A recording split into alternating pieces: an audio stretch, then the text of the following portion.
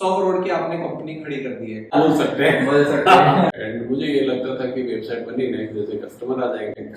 100 करोड़ की कंपनी बना दी, और वो भी एक छोटे से गांव से आने वाले इंसान ने।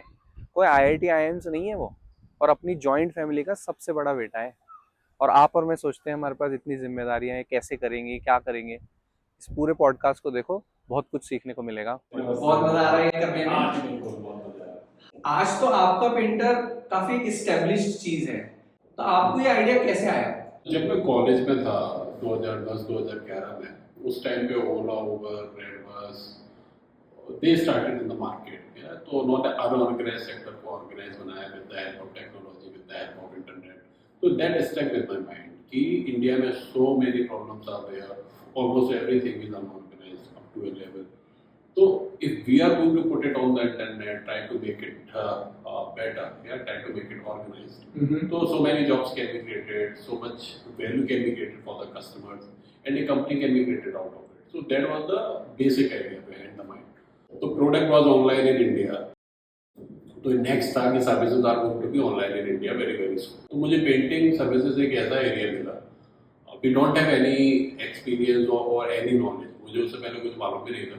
Just by bookish knowledge or observing the market, कि painting service one of the area where ticket size was 40-50,000, highly unorganized, highly unprofessional, and there is a huge scope to make it better.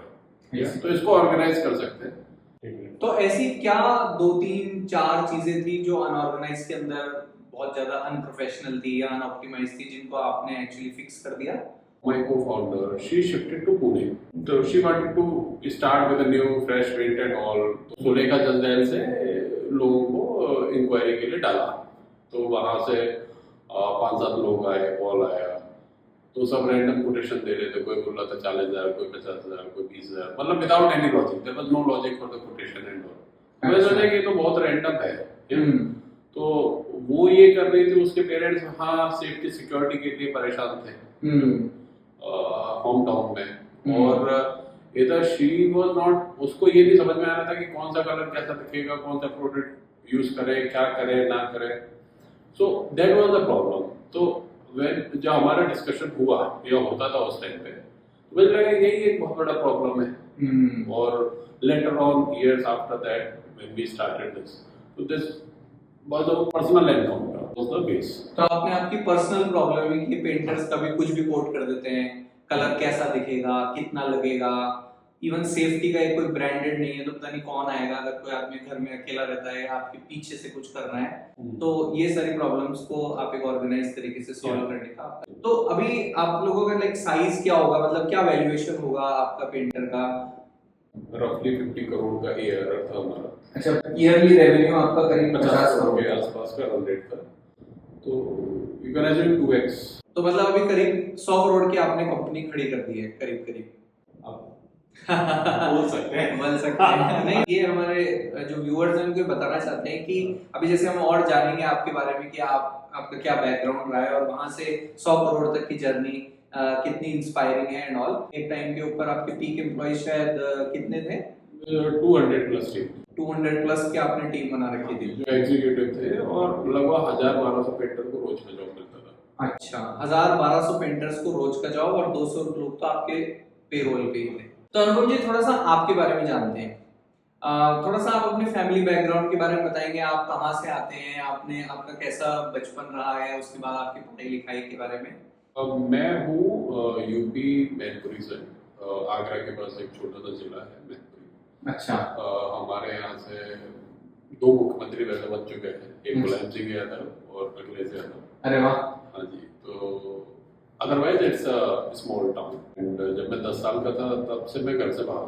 तो आपके घर वाले, पिताजी और चाचा वगैरह, वो सब क्या करते थे? तो मेरे फादर किसान, हमारा किसानी का बैकग्राउंड है। अच्छा। तो मेरे father when I was in, मतलब जब वो 12th में थे तब मेरे ग्रैंडफादर पास कर गए। तो हमारी एक जॉइंट फैमिली थी। जॉइंट फैमिली में प्रॉब्लम्स भी हैं और बहुत सारे फायदे भी होते हैं, तो उससे हमें बहुत कुछ सीखने को मिला। क्योंकि जॉइंट फैमिली में यू हैव टू मैनेज, मतलब बहुत सारे लोगों के बहुत सारे इगोज हैं, बहुत सारी छोटी छोटी चीज़ों पे। तो पूरे फैमिली में आप देख देख के सीख जाते हो ना कि कैसे लोग रोज ही आपको साथ में रहना है, साथ में मैनेज करना। तो गांव में ये सब बहुत कॉमन होता है। तो ये गांव की लाइफ स्टाइल का एक फायदा तो रहता है कि जब आप बाद में अगर कुछ करना चाहते हो बाहर निकल के तो आप ऑलरेडी प्रिपेयर्ड रहते हो उन सब चीजों के लिए, क्योंकि आपकी बुलिंग भी होगी, घर वाले आपकी बुलिंग कर देंगे तो वो होगी, तो आपको बाहर जाने की जरूरत ही नहीं है भाई, मतलब पक्का तो बुलिंग भी होगी, काम भी होगा एंड सपोर्ट भी करेंगे एंड मतलब कोई तुम्हें जरूरत नहीं कि स्कूल में जाके कोई तुम्हारी छोटी मोटी बेइज्जती करे, घर वाले कर देंगे अगर कोई चीज में अगर कुछ है तो टोकेंगे भी, प्यार भी करेंगे, तो वो सारी की सारी चीजों का बहुत फायदा मिला। अच्छा, जब मैं 8th क्लास में रहा होगा तब मेरे गांव के किसी एक रिश्तेदार का IIT कानपुर में सिलेक्शन हुआ। अच्छा, तो जब मैंने सुना तो वो एक like a Demi God kind of perception मेरे दिमाग में आ गया कि मैं भी यही करूंगा। तब जब आप छोटे होते हो ना तब ऐसा लगता है कि आप कुछ भी कर सकते हो, कुछ भी कर सकते हो, मतलब कुछ भी, मतलब इनफाइनाइट पॉसिबिलिटी, आप सोचते ही नहीं हो कि आप नीचे जाओगे, आप ये सोचते हो कि स्काई इज द लिमिट, मतलब स्काई भी लिमिट नहीं है, मतलब कहीं भी कुछ भी कर लोगे। तो मैं कहा कि जब यही सबसे अच्छा है तो मैं यही करूंगा। छोटे टाउन में सबसे बड़ी प्रॉब्लम क्या होती है, आपको ज्यादा पता नहीं होता कि पढ़ना कैसे, एक्सपोजर ही नहीं होता। फाइनली आप कहाँ से इंजीनियरिंग करी? मैंने की NIT वाराणसी। अच्छा, तो मतलब यहाँ से काफी डिफरेंट था, the life perspective, priorities in life, was quite different. Biggest irony was that even after going to NIT Varanasi, मेरा प्लेसमेंट नहीं वहाँ से हुआ। अरे, so there was some misunderstanding happened when I was in first year. अच्छा, and जब final year में मैं आया तो मेट्रोलॉजी का मेरे को प्लेसमेंट कोऑर्डिनेटर बनाया। आप प्लेसमेंट कोऑर्डिनेटर भी थे? हाँ, मैं फिर भी प्लेसमेंट नहीं हुआ? हाँ, तो प्लेसमेंट कोऑर्डिनेटर हुआ, आई invited lot of good companies. हाँ, फाइनली दे सेड आप नहीं बैठ सकते। तो मैं बोला कि सर ऐसा कैसे, लोग कॉलेज आते ही इसलिए कि उनका प्लेसमेंट हो जाए, अदरवाइज तो क्या फायदा, क्या मैं वहीं पे कुछ कर लेता। हाँ, तो I was very angry, very disappointed. So there was a dean, तो वो मेरे को बोले बैठो चाय पिलाई, बोले डोंट वरी, अब ये जो इस कॉलेज का जो है वो तो मैं उसमें तो कुछ कर नहीं सकता, जो भी उनका प्रोसेस है, जो भी उनके नियम है। एक मैं ये बता सकता हूँ अपनी लाइफ के एक्सपीरियंस से कि तो जो हो रहा है होने दो, ज्यादा परेशान मत हो। मैं बताता हूँ मेरी लाइफ में मैं और चंद्रबाबू नायडू उस क्लास में। अच्छा, मेरे प्रोफेसर जो थे Radha Krishna sir and Chandrababu Naidu was classmate. अच्छा, ही टोल्ड कि मैं फर्स्ट क्लास स्टूडेंट था, Chandrababu Naidu was third class student. See where I am life and where he is. तो बोले कि यार तुम इसमें मत जाओ कि आज क्या है तुम्हारी जिंदगी में, आगे बढ़ो, चिंता मत करो, you will have greater rights. तो जो हो गया सो हो गया, आगे बढ़ जाओ। मेरा एक कलीग था आनंद यादव, तो वो प्रिपेयर कर रहा था ये कैट के लिए। तो उसके पास एक बुक थी स्टे हंग्री स्टे फुलिश। तो उसमें 30 कहानियां थी about different entrepreneur, different part of life. एक कहानी थी मेक माई ट्रिप के फाउंडर की, इस तरीके से। तो इट वाज सो इंस्पायरिंग, सो मतलब थ्रिलिंग कि मेरे को लगा कि यार यही करना है, मतलब अगर ऐसा कुछ बन पाया तो जिंदगी में कुछ किया। अदरवाइज वहां से मतलब मेरा माइंडसेट शिफ्ट हुआ। उससे पहले मुझे भी नहीं पता था कि क्या करना नहीं करना, मतलब तो वो रश्मि बंसल पढ़ने के बाद मतलब आग सी लग गई, मुझे लगा कि यार यही होना है। Another book was Made in Japan। तो वो एक सोनी के फाउंडर की थी कि कैसे वर्ल्ड वार के बाद उन्होंने सोनी कंपनी को खड़ा किया जब जापान पूरा एक ध्वस्त हो गया था। तो that was very very inspiring. तो मुझे लगा कि यार ये लोग बहुत करेजियस हैं, बहुत ताकत है, इन्होंने इतने बड़े बड़े इंस्टीट्यूशंस बना दिए, इतना सारा टैक्स भर रहे हैं, इतने सारे लोगों को जॉब दे रहे हैं, तो nothing is more better than this. And उसी टाइम पे मिंत्रा ये सब चल रहे थे, तो बड़ा क्यूरियोसिटी से देखते थे उनकी वेबसाइट खोल के क्या है। तो मतलब एक थोड़ा सा एक्सपोजर होने लगा था कि यार ये सब आ रहे हैं नई नई कंपनी, ऐसा ही अपन भी कुछ बनाते हैं, कुछ करने की कोशिश करते हैं। इन 2015 आई रीच बैंक। अच्छा, यहाँ पे I start going tie Bangalore, tie का एक इवेंट होते थे, कुछ हेड स्टार्ट और वो सब चलते थे। तो मेरे को लगा कि यार इससे अच्छा और कोई सिटी मिलेगा नहीं। पेंटिंग के ऊपर आए तो पेंटिंग का आपको कोई एक्सपीरियंस था पहले से, या आपने कैसे एक्सपीरियंस उसका गेन करा, मतलब कैसे मार्केट रिसर्च करी, कैसे पेंटिंग होती है, ये सब मतलब। अब इसमें क्या प्रॉब्लम था, हमने कॉन्ट्रैक्टर से मिलना चालू किया। कैसे? जस्ट डायल सुलेखा से निकालते थे लिस्ट। अच्छा। कॉन्ट्रैक्टर से मिलते थे तो उनको समझने की कोशिश करते थे कितने जॉब है इनके पास, क्या प्रोसेस ये लोग लगाते हैं, अच्छा। कितने पेंटर होते हैं, क्या क्या एक्सपर्टीज है, इनका बैकग्राउंड क्या है, कहाँ से आए, कितने पढ़े लिखे हैं, कितना महीने का बना लेते हैं, कितने प्रोजेक्ट करते हैं। तो एक सबसे बड़ी जो प्रॉब्लम मुझे उनसे बात करने को समझ में आई वो ये थी कि एवरेज पेंटर के पास महीने में 15 से 18 दिन का जॉब है। अच्छा। हाँ, तो एक सबसे बड़ा पेन पॉइंट था। तो एक प्रिडिक्टेबिलिटी उनकी इनकम में लानी थी। तो हमने ये बोला आपका पेंटर में, अगर आपका लास्ट कस्टमर हैप्पी है और आप पूरी की पूरी एसओपीज आप फॉलो कर रहे हो तो will assure you the next day job. तो हमारे साथ आपका 25-26 दिन का महीने का काम होगा। अच्छा। और जो भी आप अर्न करते थे उसका 50-60% आपका एक्स्ट्रा बन जाएगा। तो हमारा जो रिटेन था of vendor side during our period, तो दैट वाज वेरी वेरी, हमें कुछ छोड़ के नहीं जाता था। पर आपने बताया जैसे कि पेंटर्स की स्टडी आपने मेनली जस्ट डायल और सुलेखा से की, या आपने कभी कहीं जाके कोई किसी बिल्डिंग में, घरों में पेंट होते हुए एक्चुअली देखा? At that time I was in Delhi NCR. तो अभी वेबसाइट बना ली। अच्छा। 2014 हाफ हो गया होगा, तो वेबसाइट बनाई एक 8,000 रुपये देंगे। एंड मुझे ये लगता था कि वेबसाइट बनी नेक्स्ट जैसे कस्टमर आ जाएंगे। तो पैसा कुछ तो हुआ नहीं, मतलब आपका पेंटर नाम डाल के 27वें पेज पे वेबसाइट आ रही थी। अरे बाबा। तो वो सारे के सारे जो सपने थे हाँ। वो चकनाचूर हो गए। अच्छा। हाँ, तो बोले यार ये तो क्या हुआ कि कस्टमर ही नहीं, अब क्या करेंगे। तो जहाँ पे मेट्रो एक नोएडा में होती थी शायद, बोटेनिकल गार्डन के आसपास था मेट्रो एंड। अच्छा। हाँ, तो मैं वहाँ उतरता था, फिर वहाँ से जितना भी कंस्ट्रक्शन वाला एरिया था पैदल पैदल पैदल पैदल पैदल पैदल चलते रहो। जिस बिल्डिंग में मिलता था मैं बोलता था ये मैं हूँ, मैंने ऐसा जॉब किया है, this is my degree, this is what I am. मैं पेंटिंग सर्विसेज का एक स्टार्टअप बनाना चाहता हूँ और I have a lot of people working with me. आपके पास अगर पेंटिंग का कोई काम है, क्योंकि कंस्ट्रक्शन चल रहा है कुछ तो शायद होगा, तो दे दीजिए। पहली बार तो बिठा लेता था कॉलेज वाले का नाम सुन के, ठीक है, ड्रेस वेस देख के सब ठीक ठाक थे। दूसरी बार तो बोलता भी नहीं था कि आप बैठ जाओ। तो ये feel so much of embarrassment, यार ये कहाँ फंस गए। और इधर इस तरफ एक गुड़गांव में हुड्डा सिटी सेंटर का मेट्रो होता था। उधर से उतरो, उधर से 2-4-5 किलोमीटर ऑटो से जाओ, फिर 2-3 किलोमीटर पैदल जाओ, तो एक कोई बिल्डिंग कंस्ट्रक्शन था।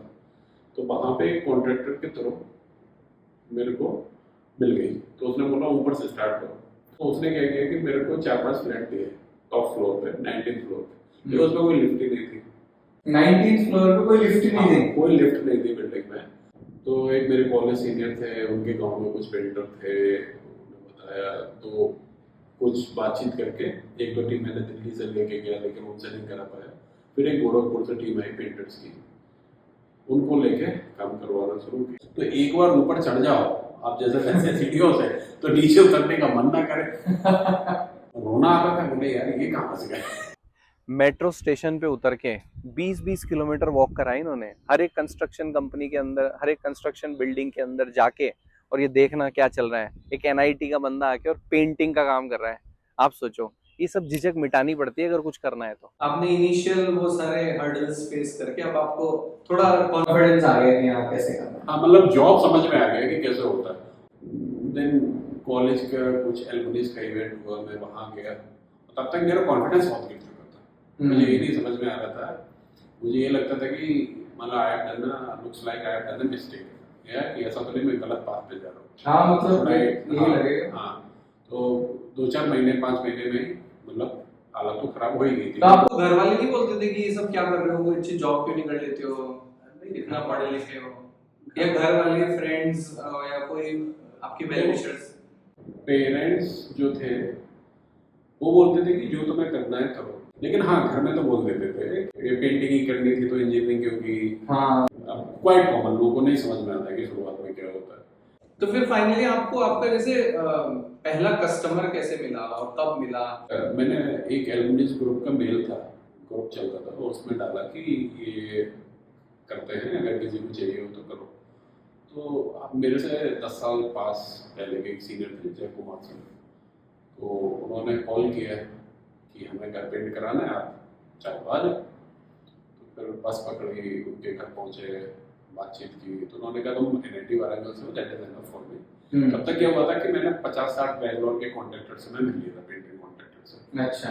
हर एरिया के। तो मुझे ये समझ में आ गया था इनका क्या रेट है, क्या प्रॉब्लम्स हैं, कितने पेंटर हैं, क्या काम करते हैं, कैसे काम करते हैं। वो पेंटिंग जॉब तो समझ थोड़ी बहुत तो थी, तो पूरी फील्डिंग करके रखी थी आपने रेडी। तो फिर जैसे ये जॉब मिला, मैं उनको, एक कॉन्ट्रैक्टर था, पेंट शॉप भी था और वो पेंटिंग भी करते थे, तो मैं उनको लेके गया, उन्होंने मेजरमेंट किया, सब कुछ किया, कोटेशन बनाई, जो भी शायद 30-40% या 50% जो भी पैसा होगा उसका चेक दे दिया। एंड मतलब जितने दिन वो काम चला उतने दिन में वहीं रहा, सुबह से शाम तक। अच्छा, आप खुद वहाँ खड़े रह के पेंट कर होके पहला कस्टमर ने जिसने इन पे विश्वास किया ना, और जहाँ पे इनको सीखना भी था, तो 5 दिन तक उस कस्टमर के घर पे इन्होंने खुद पेंटर्स के साथ खड़े रह के, एक कंपनी के फाउंडर ने साथ काम करवाया है। तो ये सब पसीना बहाना पड़ता है, जूते घिसने पड़ते हैं। पहला कस्टमर जिनका किया था, he used to write blog, तो उन्होंने कुछ ब्लॉग लिखा, उससे 2-3 कस्टमर उन्होंने अपने ऑफिस में भी बोला, तो मेरे को 2-3 कस्टमर वहाँ से मिल गए। तो उस महीने में 2-3 जॉब्स हो गए। अच्छा। हाँ, एंड उसी टाइम पे मेरे उससे थोड़ी हिम्मत आ जाती है। हाँ, कर सकते हैं। मतलब एक साइकिल चलने लगा। एक मेरे सीनियर थे, तो उन्होंने मेरे को SEO के बारे में बताया। तो एक सबसे बड़ी इंसाइट ये थी कि लेंसकार्ट के फाउंडर का इंटरव्यू था, उसमें वो बोल रहे थे बहुत सारे लोग उनकी वेबसाइट पे से प्राइस देखने आते हैं।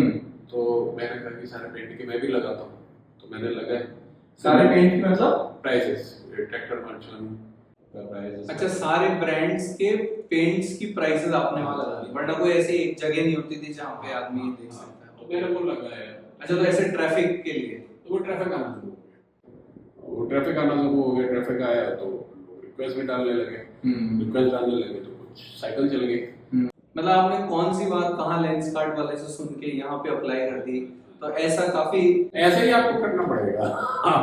आपको एप्लीकेशन, आप नॉलेज आप कहीं से लोगे, अप्लाई कहीं पे करोगे, तो वो एप्लीकेशन ही शायद समझना है। मतलब ऐसा नहीं है कि कोई बुक पढ़ी, एक आइडिया पढ़ा, उसको इम्प्लीमेंट कर दिया, वो कहीं से किसी का कुछ सुना, वो हमारे में कैसे रिलेवेंस था, that was the turning point. तो वेबसाइट पे इंक्वायरीज आने लगी, तो इंक्वायरीज में करने लगा। एक बंदा था IIM इंदौर का, he was looking for internship किसी एक रॉ स्टार्टअप में, बहुत से। तो किसी कॉमन कनेक्ट से वो पहुंचा, मैं बोला ठीक है आप आ जाओ, लेकिन but I don't have money to offer you.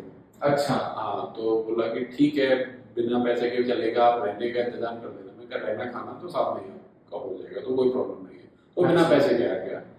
तो उसने जो बनाया, तो अब मेरा क्या था कि पूरा बैकएंड वो आ गया था। पहले मैं स्प्रेडशीट है, उस पर कोटेशन दे रहा हूँ PDF में। तो अब ये हुआ कि सिस्टम बन गया कि मैं वेबसाइट से मेजरमेंट एंटर कर रहा हूँ, wall 1, wall 2, wall 3, product process use कर रहा हूँ, यहाँ पे पेंट लगेगा, पुट्टी लगेगी, प्राइमर लगेगा, कितने कोट लगेंगे, वो सारे के सारा जो पूरा प्रोसेस का जो डिजिटाइजेशन था वो सब हो गया।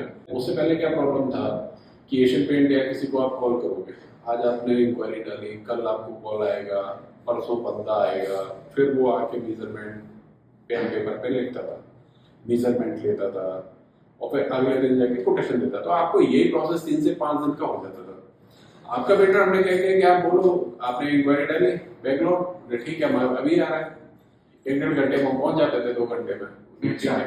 और ये सारा का सारा बैकएंड बन गया। तो मैं कोटेशन उन्हें इमीडिएटली मतलब विदिन हाफ एन आवर बना के वही दे रहा हूँ घर पे आने के, मेजरमेंट और वो सब करने। तो that was a very fast. और फिर अगर उन्होंने कंफर्म किया तो मैं सुबह काम स्टार्ट करता, अगले दिन काम चला। हाँ जी, क्योंकि 60-70 लोगों से हम मिल चुके थे। तो इस पूरी जर्नी में फिर आपको आई नो शुरू में तो ऐसा लगता था कि क्या हो गया, लेकिन बीच में फिर वापस इतने उतार चढ़ाव आते होंगे, तो मतलब तब आपको बीच में भी कभी ऐसा लगा कि यार ये कहाँ फंस गए अपन, या हमेशा आपका ऐसा ग्राफ? मेरे को नहीं, मुझे लगता है ऐसा जो भी करता ही होगा वो सबको आता होगा रात में कि अरे यार कहाँ फंस गया। अच्छा। क्योंकि टीम बढ़ेगी, टीम की ज़रूरतें बढ़ेगी, या आपको ऑफिस अपग्रेड करना है, आपको हर साल सैलरी इंक्रीमेंट देना है, जब मंथ का एंड होता है या 30 तारीख है 31 तारीख के आसपास आता है तो सबसे हेडेक का टाइम ये होता है कि भाई सैलरी कैसे निकालोगे। जब सैलरी का आता है ना 60-70 लोगों की सैलरी नहीं आप शुरू उस टाइम तक हम जब करते थे तो दिमाग खराब होता था, मतलब कहाँ से पैसा लाए, ये इतना कम पड़ रहा है, इसका ये पड़ रहा है, आप लास्ट में हो जाओगे तो कई बार आपको लगेगा कि सैलरी भी नहीं मिल रही, खुद की कंपनी चला रहे हैं और आप ही को सैलरी नहीं मिल अरे भाई पहले उनको देना है। जो लोग लेके आए हो तो उनको लेना है, लेकिन अब सबको ये लग रहा है कि या they are making a lot of money, customer is asking discount, vendor is asking more payment, तो वो सब प्रॉब्लम्स तो रहते ही हैं आपके। हाँ, और सब एम्प्लॉइज को लगता है कि बॉस तो अच्छा पैसा बना रहे हैं, हमें नहीं दे रहे हैं। हाँ, लेकिन होता उसको उल्टा है कि भाई वो बंदा तो सबसे बाद में ले रहा है, मेरा ही नहीं। हाँ जनरली जो स्टेज पे जो भी फाउंडर्स होंगे, जो भी कंपनी सही सबके साथ में ऐसा ही होता सही है। बात। हाँ, सबने ही ऐसा फेस किया 100%। हाँ, तो अब ऐसी जब सिचुएशन हो तो लगता है यार इससे अच्छा जॉब ही करते हैं। तो जैसे मान लीजिए, लेकिन कोई यंग आदमी है, कोई 21 साल का बच्चा है, वो अभी सोच रहा है कि मैं जॉब करूं या मैं खुद का करूं, और उसका भी थोड़ा सा रुझान इस तरफ है कि मैं खुद का कुछ करना चाहता हूं। उसे 21 साल के बच्चे को आप क्या बोलेंगे? उसको क्या करना चाहिए, उसको सबसे पहले एक्सपोजर लेना चाहिए, सबसे पहले जाकर इंटर्नशिप करे कुछ स्टार्टअप्स में 3 महीने 6 महीने ऐसे करके 2-4 स्टार्टअप में तो इंटर्नशिप कर ले। अच्छा, अगर एक पॉसिबल, अगर एक टाइम परमिट्स और बैंडविड्थ परमिट्स, तो एक दुनिया समझ में आ जाती है कि कैसे घूमता है भैया, कैसे पैसा, किस चीज के लिए लोग पैसा देते हैं, किस चीज के लिए पैसा नहीं देंगे। तो इंटर्नशिप स्टार्टअप में करे, ऐसे कोई बड़ी कंपनीज में उसका कोई फायदा नहीं होगा, मतलब मोस्टली। हाँ, उसमें भी जाके and you need to be very good observer, आसपास देखो, खुद की लाइफ में देखो कहाँ प्रॉब्लम है। खाना खाने जा रहा हूँ, अरे यार हाँ मुझे प्रॉब्लम है, मुझे ये नहीं मिल रहा, मुझे वो नहीं मिल रहा।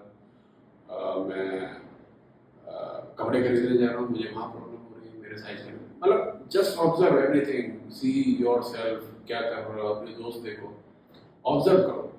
अगर ऑब्जर्वेशन अगर तुम्हारा ठीक होगा, उसमें से you just try to find out the problems.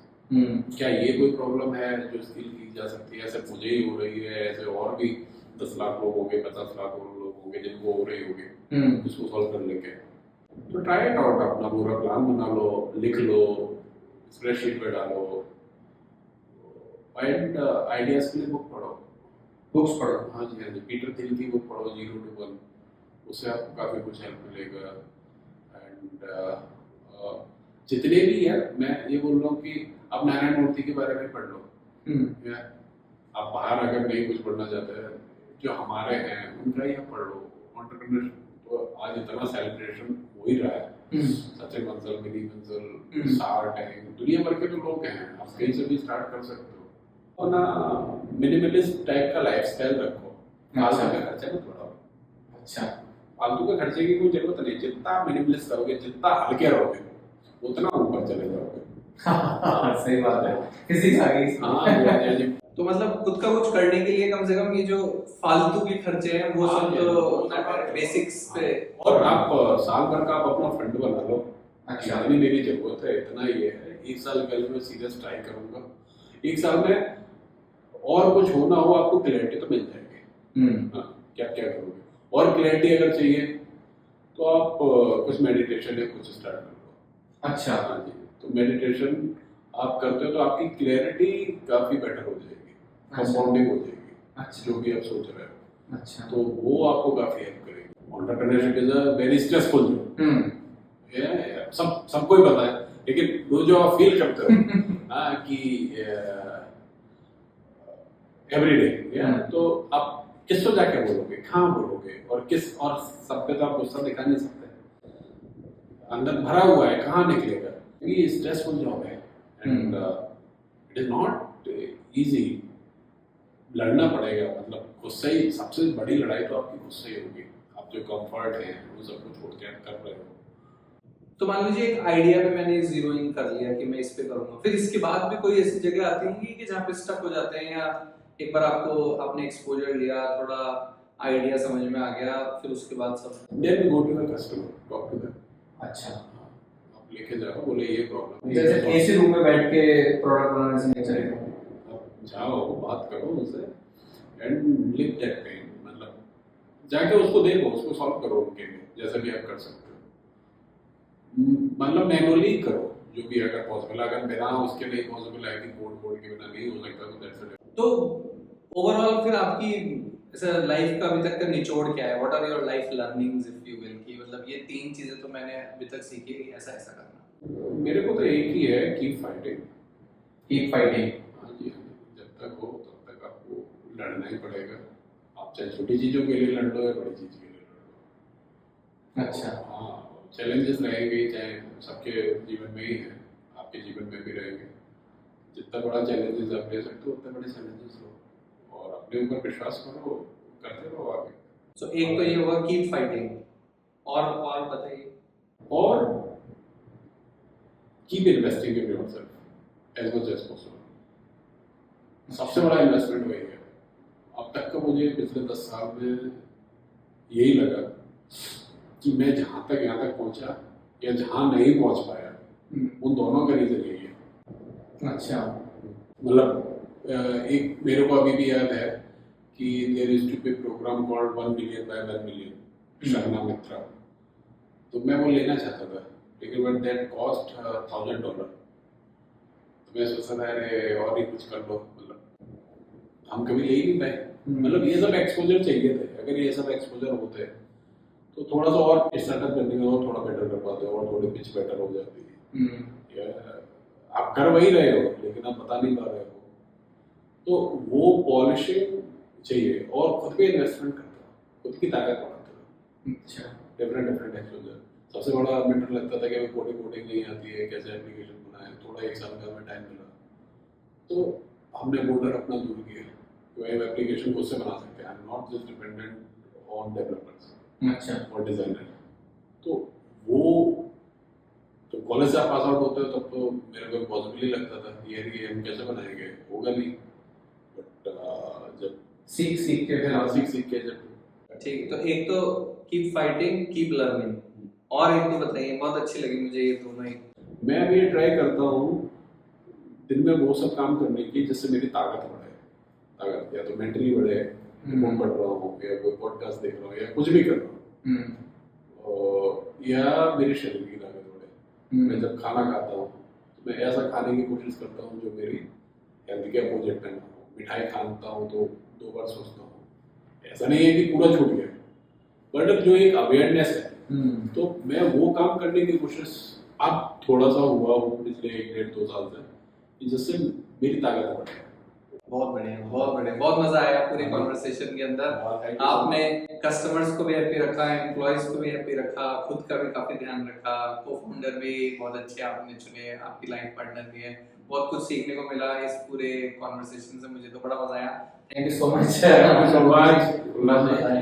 बहुत मजा आया। तो देखा, अनुपम जी बिल्कुल हमारे आपके जैसे ही हैं और कितनी मेहनत करके आज उन्होंने एक 100 करोड़ की कंपनी खड़ी कर दी है। मिल रहा है ना काफी कुछ सीखने को, आया ना मजा। इसलिए कह रहा हूँ कि अपने फ्रेंड्स के साथ इसको शेयर करो, लाइक करो और चैनल को सब्सक्राइब करो। और बहुत सारे ऐसे टॉक्स लेके आऊंगा मैं आपके लिए।